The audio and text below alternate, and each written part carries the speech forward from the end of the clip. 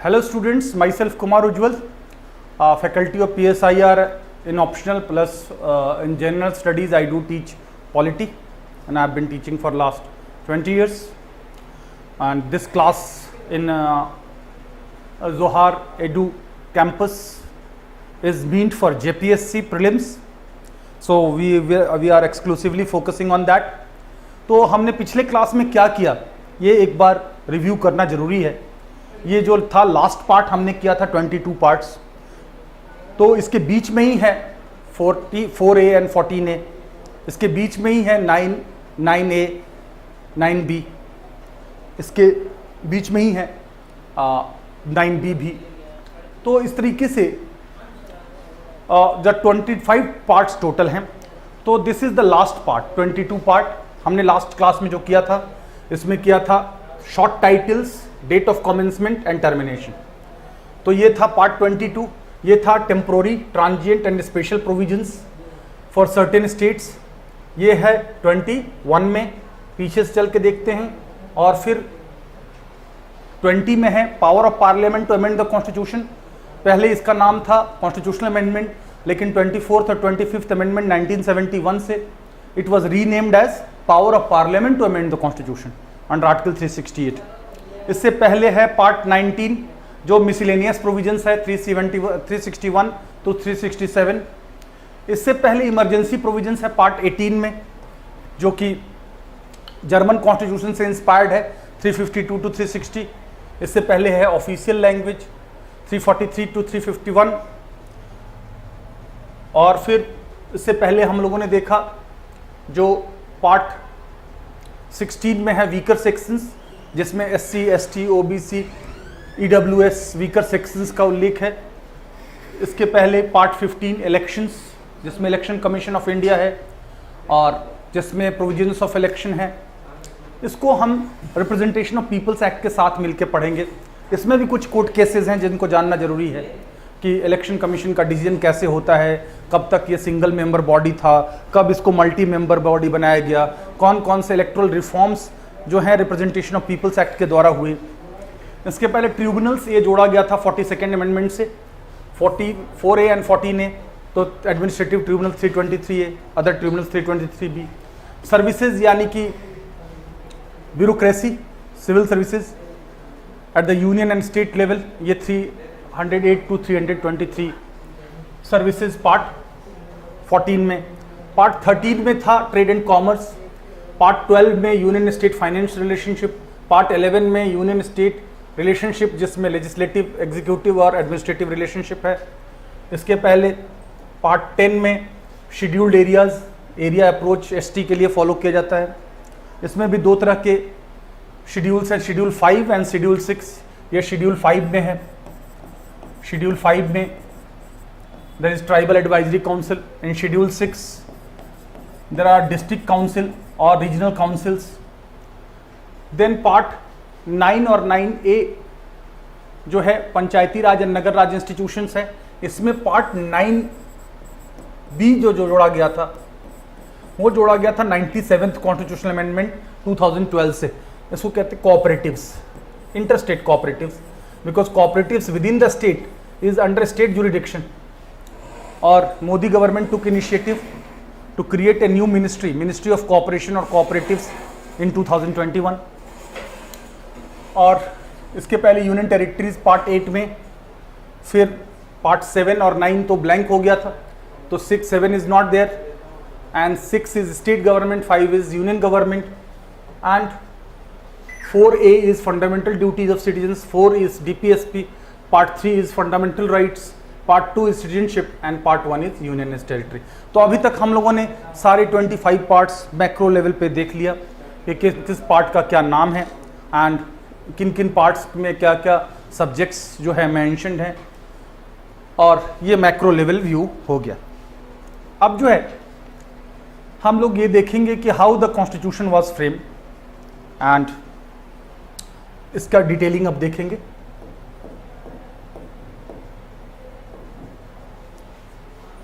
तो हमारी constituent assembly 389 member constituent assembly was there. The first meet of it was on 9 December 1946 It was presided over by Sachidanand Prasad, and on 11 December Dr. Rajendra Prasad became the elected chairman of Constituent Assembly. तो Constituent Assembly बना कैसे था? The Constituent Assembly was formed based on recommendation of Cabinet Mission Plan. Cabinet Mission Plan came in March 1946 with 3 members of British Cabinet, namely Lawrence, Alexander and Cripps, and 389 member Constituent Assembly was formed. However, after communal partition, 299 members of Indian Constituent Assembly framed Indian Constitution, while 90 members of Pakistani Constituent Assembly framed Pakistani Constitution. इस 299 में 229 were from states, British Union states, and 70 were from princely states. At the eve of independence, there were almost 565 princely states. Some were as big as Hyderabad, Junagadh, Jammu and Kashmir, and Rajputanas, Jodhpur, Bhopal, and some were as small as a small village. So this is how Constituent Assembly, thanks to the Sardar Patel, the Iron Man of India, who played decisive role in integration of princely states. तो ये Constituent Assembly का जो role है वो to frame Indian Constitution, and as you know that the total time period it took was 2 years, 11 months and 18 days, almost 3 years लग गया Constitution बनाने में. Total number of parts 22 originally, now 25. Schedules were 8, now 12. Articles were 395, now it is more than 468. So with the passage of time, there are more than 100 amendments. To be very precise, last amendment was 105th amendment. तो पिछले 75 सालों में 100 से ज़्यादा amendment, जबकि in America in last 300 years less than 50 amendments are there. So we are not truly federal like America.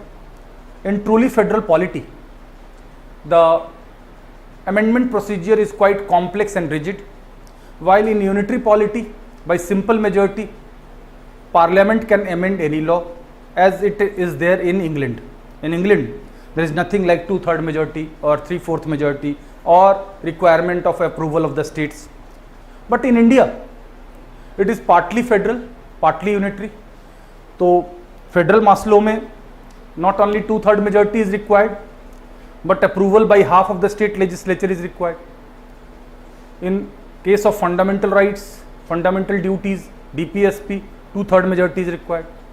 While in many other cases like citizenship, states reorganization, Article 169, Schedule 5, Schedule 6, official language, provisions relating to Parliament, उसमें simple majority of both houses of Parliament is required. तो हमारे constitution के क्या क्या features हैं? हमारे constitution के features we have to know broadly, we have to know the all schedules, and then we will go part by part. We have to know the preamble also, and first of all, the two very very important things which explain our polity is parliamentary federalism. अगर एक line में Indian polity को कहना है तो कहेंगे parliamentary federalism. क्यों?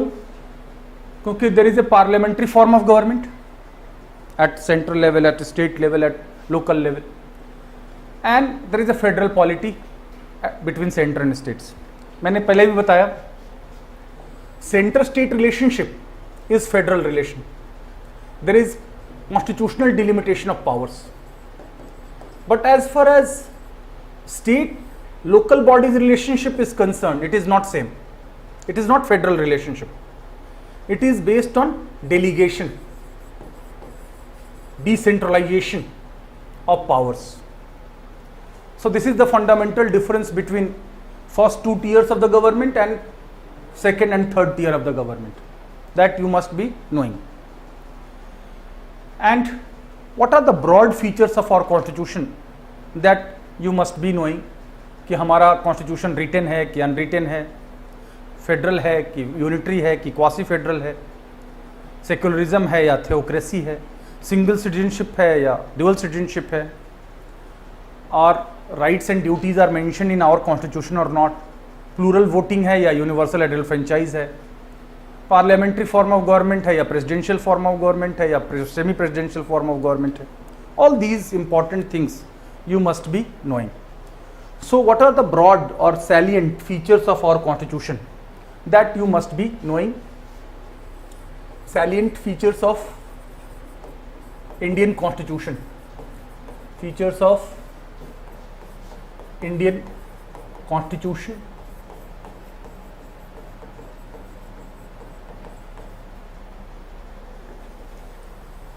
So first I write all the features and then I discuss one by one. In that, as I said earlier, the two most important things are one, form of government, that is parliamentary form of government, and second, quasi-federal polity that we have. Our federal feature is borrowed from Canadian constitution, not from US constitution. And why Canada followed quasi-federal polity? ये भी जानना जरूरी है. Because in America there was civil war in 1860 to 1865. Southern states led by Texas wanted to continue with slavery so that the slaves, blacks mostly, remain attached with their land. While northern states which were industrialized, they wanted end of slavery.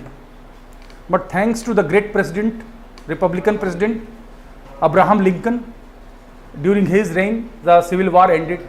So that civil war frightened the neighboring Canada.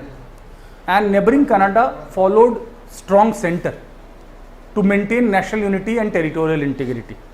This is the reason why Canada followed quasi-federal polity or federal polity with unitary biasness. India's condition was similar.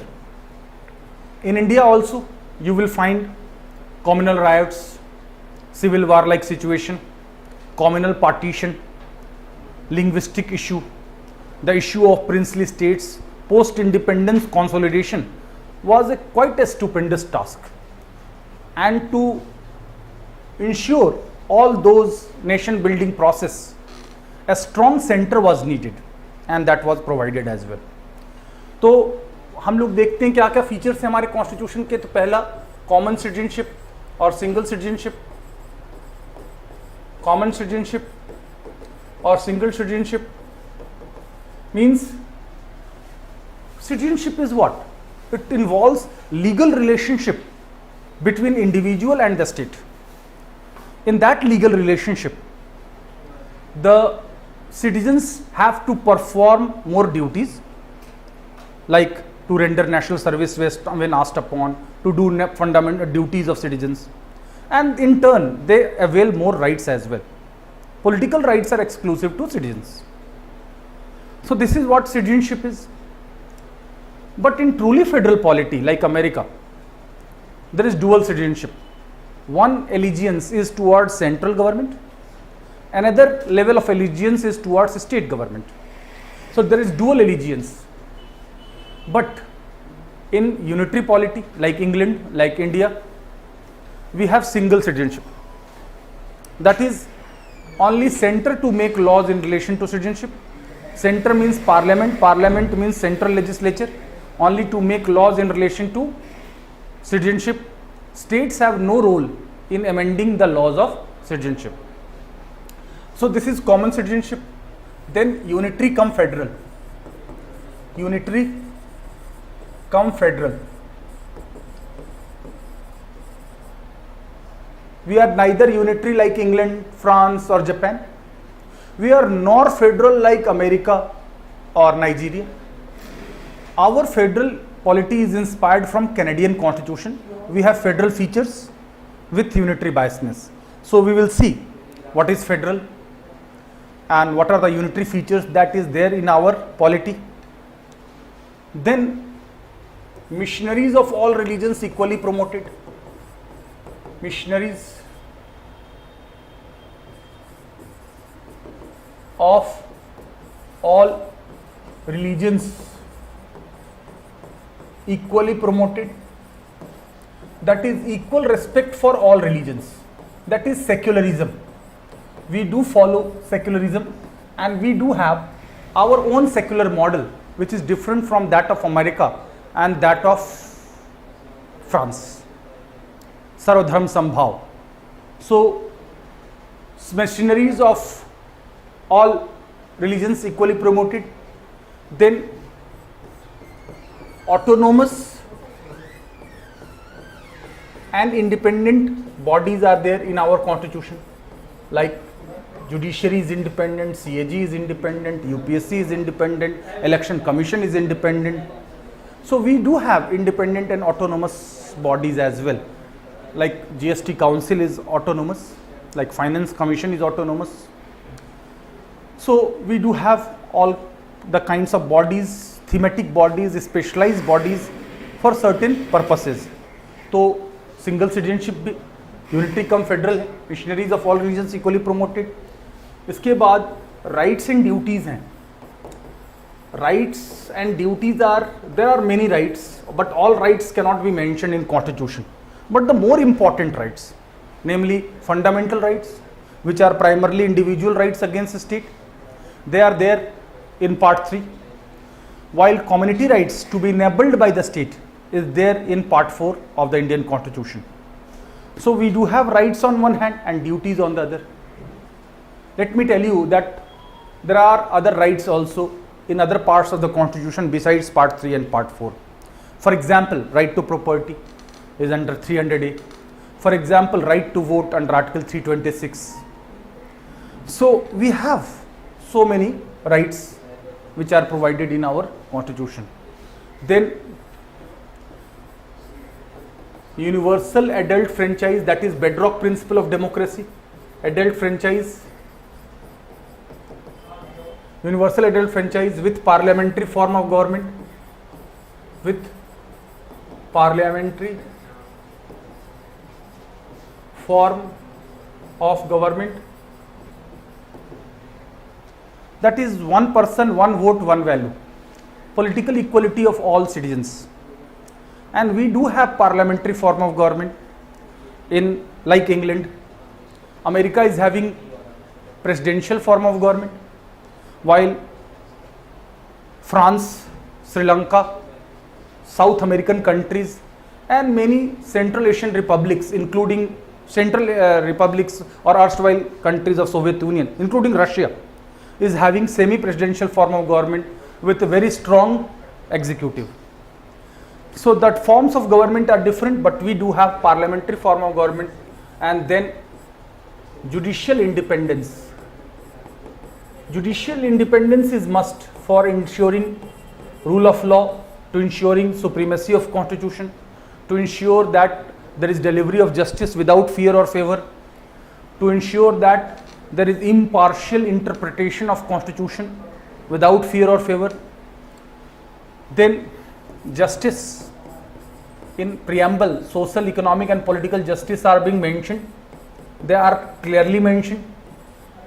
So justice involves, as I have discussed in basic ABCD classes, social, economic and political, that justice involves balancing the claims of individual liberty, individual freedom, with socio-economic equality, with fairness, with unbiasedness, with impartiality, with balance, without any prejudices. So justice is a multi-dimensional concept. It's a value-laden concept. It's a subjective concept, but it's very, very important. And this is the reason why we do have not only social, economic and political justice as explicitly mentioned in our preamble. We do have distributive justice, that is distribution of public goods based on needs, ability and capacity. More needy to get more on humanitarian ground, and more able to get more to promote those individual excellence which promote social good or common good. तो need भी देखना है और ability को भी देखना है, काबिलियत को भी प्रमोट करना है, और ज़्यादा नीडी है उसको भी देखना है. So distributive justice is there, corrective justice is also there, although not mentioned in preamble explicitly, but that is very much implied in our constitution. अगर कुछ भी नाइंसाफ़ी होती है कुछ भी गलत होता है, involuntary and involuntary exchanges, so victim must be compensated in proportion to the loss and aggressor or offender must be punished in proportion to the offense.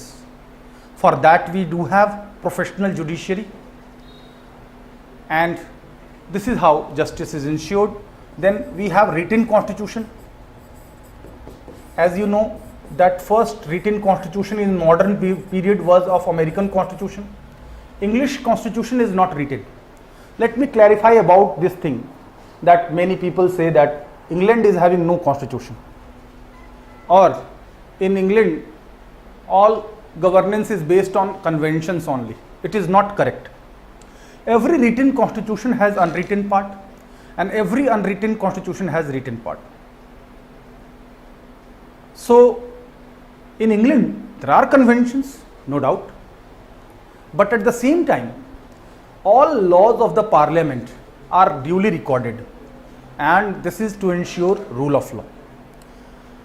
And the more prioritized set of laws are not separately listed as a constitution.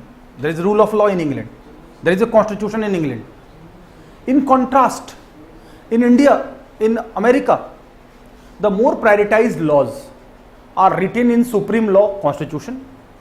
The other laws are also there. British statutory law. I discussed the hierarchy of laws at the very onset.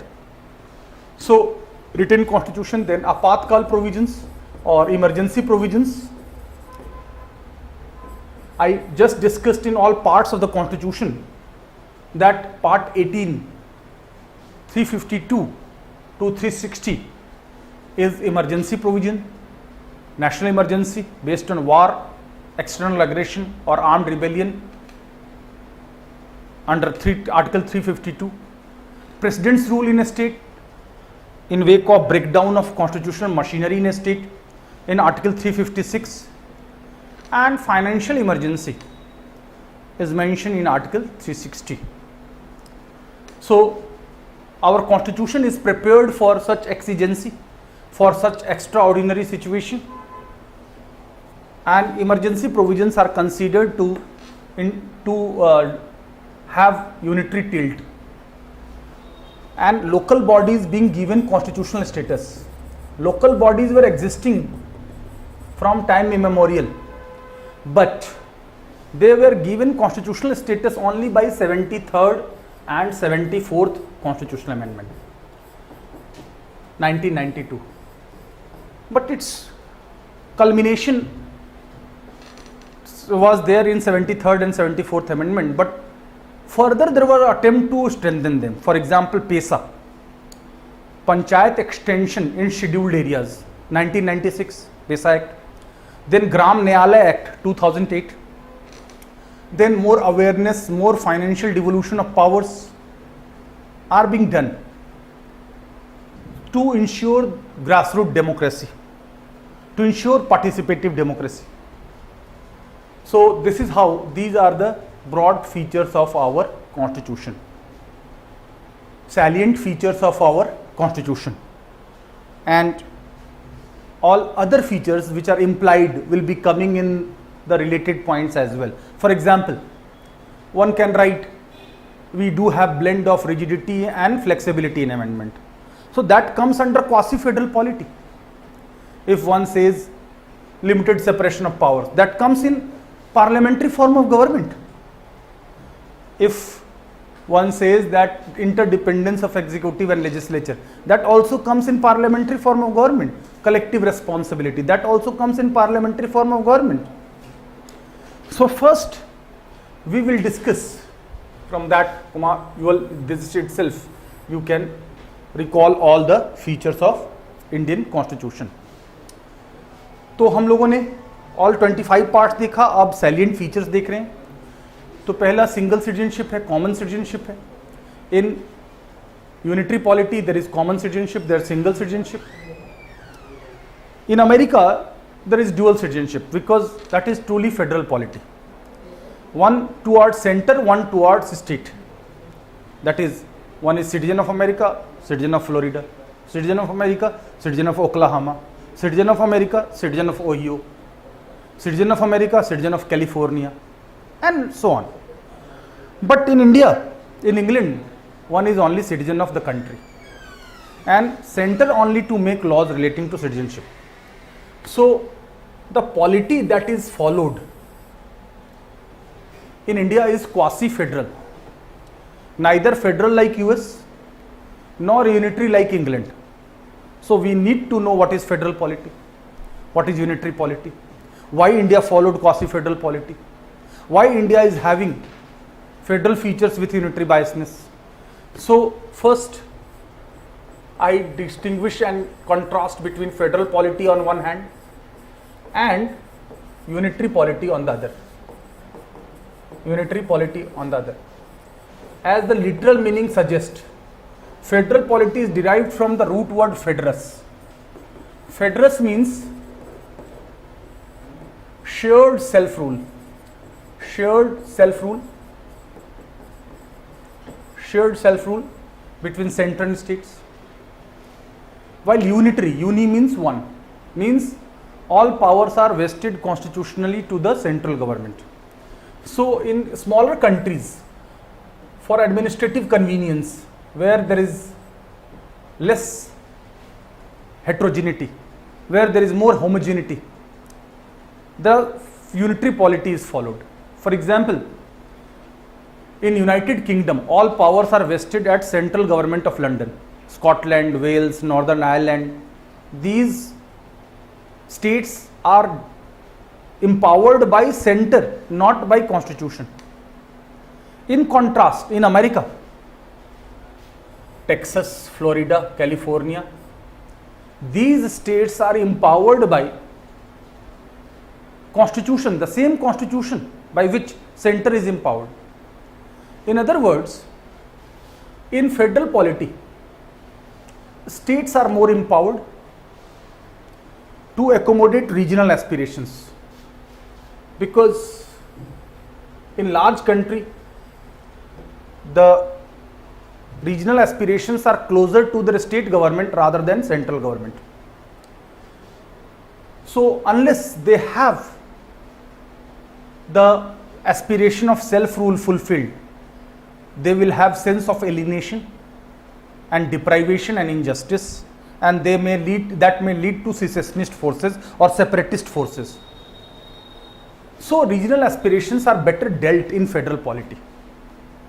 तो कायदे से India भी diverse है, India भी huge है, India में federal polity होनी चाहिए थी, क्योंकि पूरी तरह से, क्योंकि Tamil aspirations can be better understood by government of Chennai rather than new Delhi.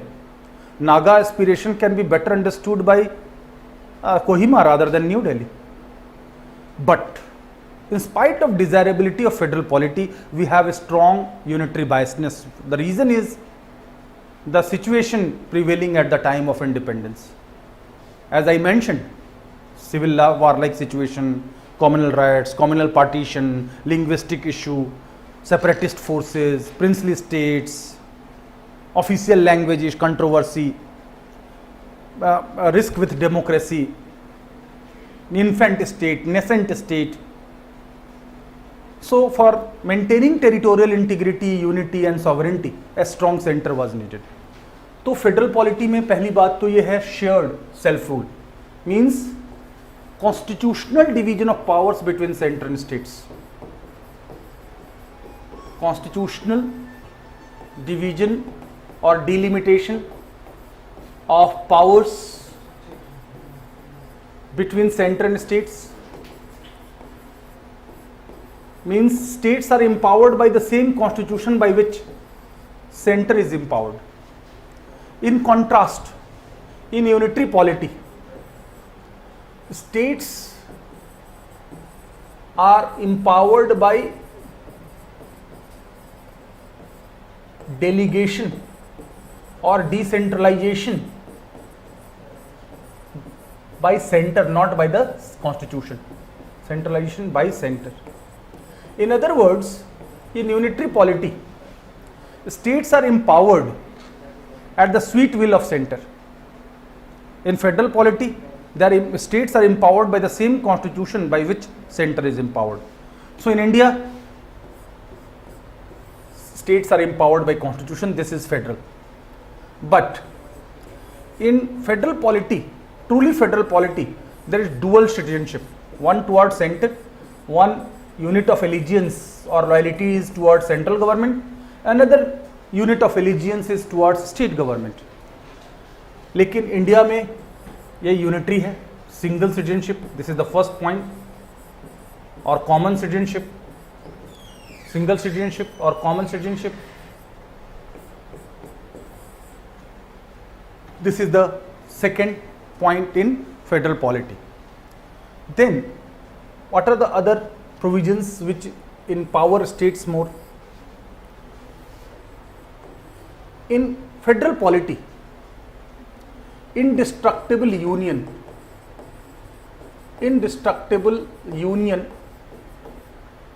of indestructible states, destructible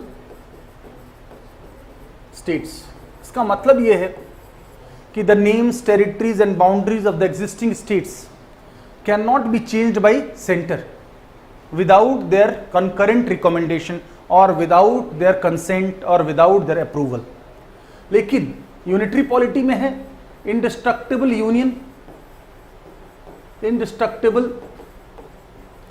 union of destructible states. तो इंडिया में लेफ्ट है या राइट है? यहां इंडिया में यूनिटरी बायसनेस है. The best example is Telangana. In 2014 Andhra assembly said no Telangana, but center said yes Telangana, and Telangana was carved out from Andhra Pradesh. In USA, which is truly federal polity, the names, territories, boundaries of the existing states cannot be changed without concurrent recommendation or approval of the states. So this is the difference. Fourth, that in America 13 colonies which later became 50 states jointly fought American War of Independence against British imperialism, and it is also called American Revolution or American War of Independence. So after independence, those 13 colonies or states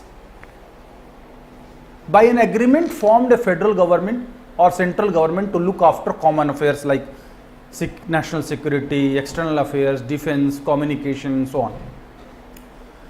So here center or federal government was formed by an agreement between the states, was formed by an agreement between states. In contrast, here you will find that center was not result of an agreement between the states. Center is either prior to the states or center came into existence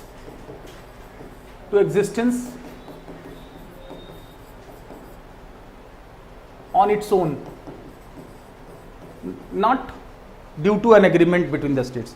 So in India, it's not that states as a separate entity fought War of Independence and then joined hands to form a federal government. So in India, this is this. So many unitary features are there and some federal features are there. Then how to empower states more? You think more? Upper house, Rajya Sabha, in America Senate. Here necessarily bicameral legislature, and in federal polity upper house represent states, represent